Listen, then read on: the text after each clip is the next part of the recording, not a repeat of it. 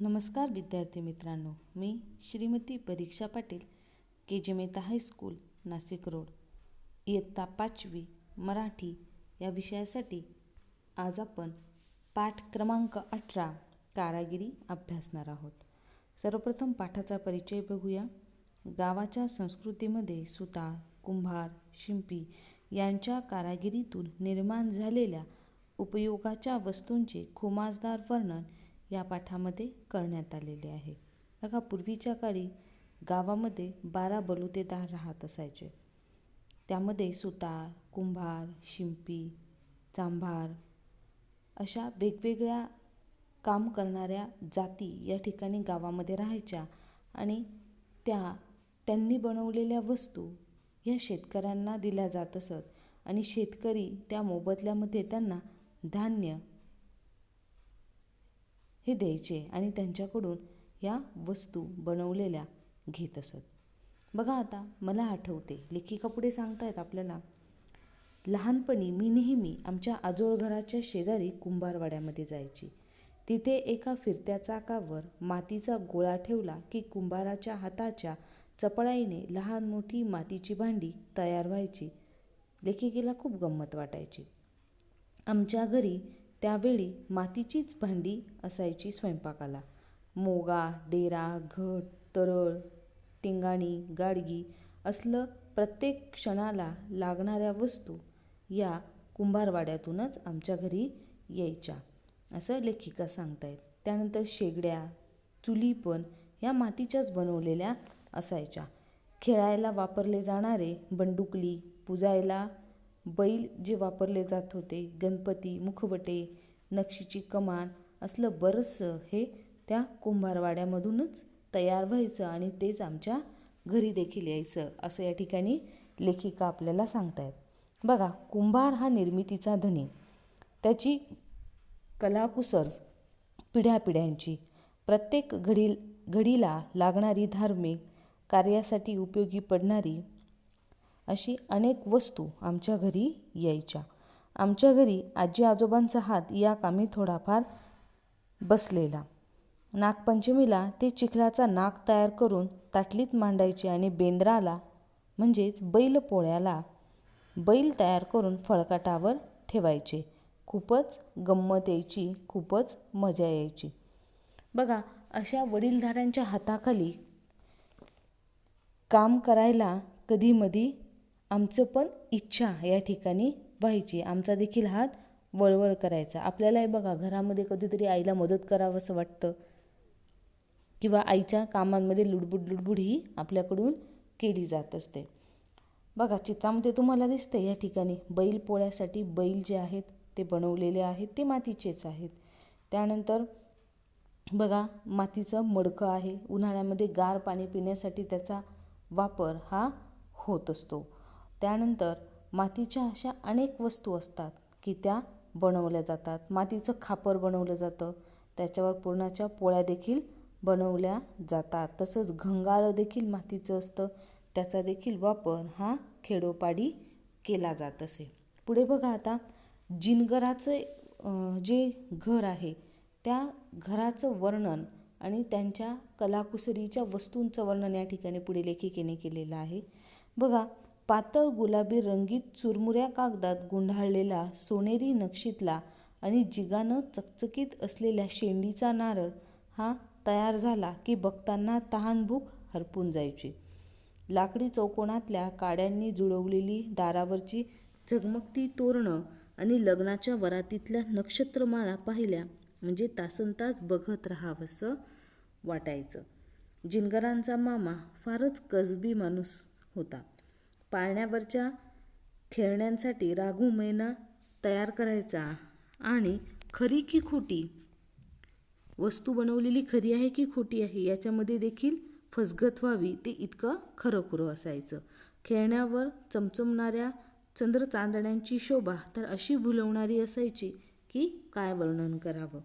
खेळणी तयार करायला बोर्डाघरच्या कामट्यांचा वापर हा केला जात असे. बुरुड गल्लीला त्या निमित्ताने जाणं व्हायचं आणि तिथल्या रवड्या, सुपं, करंड्या, चाळण्या तसेच परड्या, टोपल्या, पेट्या, पाळणे, चटाया, खुर्च्या, टेबलं बघण्याजोगी असायची. बघा, या काड्यांपासून टोपल्या, तसंच सूप हे बनवलं जात असे. त्यांचा देखील वापर हा केला जात होता. आणि मग हे सगळं मजबूत आणि देखणं देखील असायचं. फुलं वेचण्यासाठी परडी जी आहे ती देखील बनवली जात होती आणि तिचा देखील वापर या ठिकाणी फुलं वेचण्यासाठी परडीचा वापर केला जात असे. ऐटीवरून निघालं म्हणून सांगते की आमच्या थोरल्या काकूला रांगोळी काढायचा खूप नाद होता, खूप छंद होता. ठिपक्यांच्या तऱ्हेतऱ्हेच्या रांगोळी या ठिकाणी लेखिकेची काकू ही काढत असे आणि त्या भुईफुलांना बघून सगळ्या गावाला हेवा वाटायचा. आम्ही मुली तिच्या हाताखाली शेणानं सारवायचं काम करायचो आणि ती सांगेल त्या पद्धतीने आम्ही ठिपक्या मांडायचो आणि मग तिच्या चिमटीतली शिरगोळ्याची पिठाची धार अशी गिरवायची की तिच्या हाताप्रमाणे पाहणाऱ्याने तोंडात बोटं घातली पाहिजे. बघा, पुढे लेखिका सांगतायत, आमच्या शाळेमध्ये रांगोळीत हात बसलेली म्हणजे रांगोळीमध्ये कला निपुण असलेली चिमा नावाची एक मुलगी होती. आमच्याच वयाची ती होती. एकदा आम्ही गावाबाहेरच्या तिच्या घरी भोंडला खेळायला गेलो होतो. तर तिथे वाखाच्या निरनिराळ्या सुंदर जिन्सा तिथे पसरलेल्या होत्या आणि घरासमोर लांबच लांब कासरा तयार करण्यासाठी 2 हात भराभरा हलवत त्या ठिकाणी एक जण उभी होती.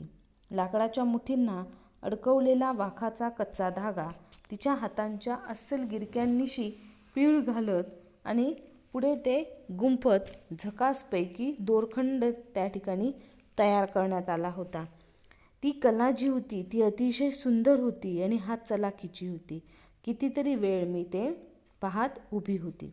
त्यानंतर बघा, पुढे चित्रामध्ये तुम्हाला शिंकी दिसतं आहे, शिंकाडं, आणि त्या ठिकाणी त्याच्यात उंचावर वस्तू किंवा एखादं भांडं ठेवण्यासाठी त्या शिंक्याचा वापर केला जातो. मुसकी, गोफण म्हणजे पिकावर बसलेले पक्षी उडवण्यासाठी गोफणीचा वापर केला जातो.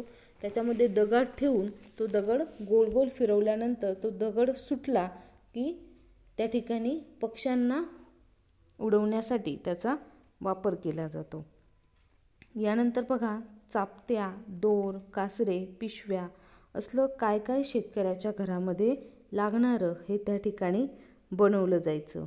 तसंच कांदे, बटाटे ठेवायला सैल चौकोनातल्या वाखाच्या पिशव्या आमच्या घरी तिथूनच यायच्या.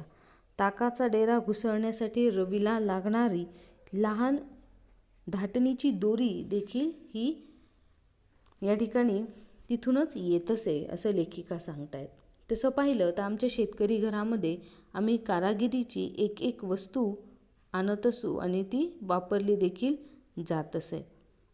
तसेच सुतारानं येऊन लाकडी खेळणी देऊन जावं, पालक पाळणा आणून, तसेच डाव, रवी घेऊन अशा विविध वस्तू या सुताराकडून बनवून घेतल्या जात असत. तसेच घरातले खांब देखील हे सुताराच्या हातचेच असायचे. दरवाजे देखील तोच तयार करायचा.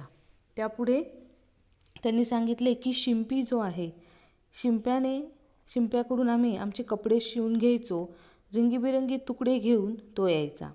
आमची आजी त्यातून बाहुल्या तयार करायची. टोपडी, 9 खणाची चोळी, पायघोळ आणि लहान मुलांसाठी पांघरूण किंवा मोठ्यांसाठी गोधडी म्हणजे वाकळ देखील तयार करायची. लहान्यांसाठी नक्षीदार दुपटी देखील या ठिकाणी आजी त्या कापडांपासून बनवत असे आणि त्याला घरोघर मागणी देखील त्या पद्धतीने असायची. तसंच कुंची अशी फैनवाज म्हणजे सुंदर शिवायची की माहेरवाशिनीचा रुबाब जो होता तो सासरी देखील त्यामुळे वाढत असे आणि त्या ठिकाणी तिच्या घरच्यांचं देखील कौतुक तिच्या सासरी हे होत असे. बघा, आता पाठ संपलेला आहे. पाठात आलेले शब्दार्थ आपण बघूया. कारागिरी, कसब किंवा कौशल्य. चपळाई, जलद गती. हरघडी, प्रत्येक वेळी. बंडुकली, मातीचा छोटा तांब्या. निर्मितीचा म्हणजे निर्माण करण्याचा. धनी, मालक. बेंदर म्हणजे बैलपोळा. फळकूट, लाकडी फळीचा तुकडा. वडील माणसे, घरातली मोठी माणसे.